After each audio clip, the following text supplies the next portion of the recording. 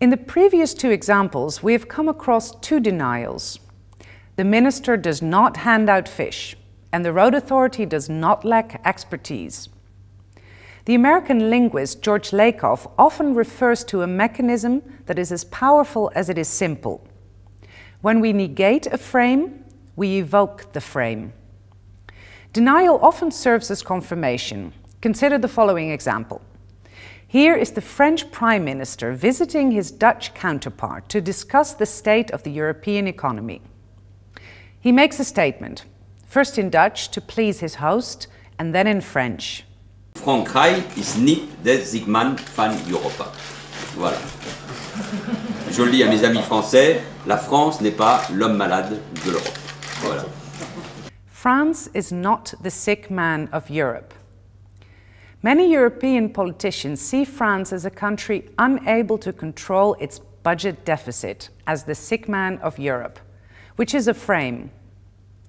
By negating this frame, the Prime Minister activates it, evokes it, reminds us that there is something wrong with France. We associate France with a sick man. We may even think, why does the French Prime Minister say this? Why does he emphasize that France is not the sick man of Europe? Where there is smoke, there is fire. In early 2015, there was a terrorist attack in Denmark. The Prime Minister of Denmark, Helle Thorning-Schmidt, says this. Vi vil til enhver tid forsvare Danmark. For vi skal ikke tage fejl. Når man uden skånsel affyrer dræbende kugler mod uskyldige til et debatarrangement, når man angriber det jødiske samfund, ja, så angriber man vores demokrati. Man angriber hele Danmark og alle danskere. Vi står ikke i en kamp mellem islam og Vesten. Det er ikke en kamp mellem muslimer og ikke-muslimer. Det er en kamp imellem værdier, som bygger på frihed for den enkelte og en mørk ideologi. This is not a war between Islam and the West. This is not a war between Muslims and non-Muslims.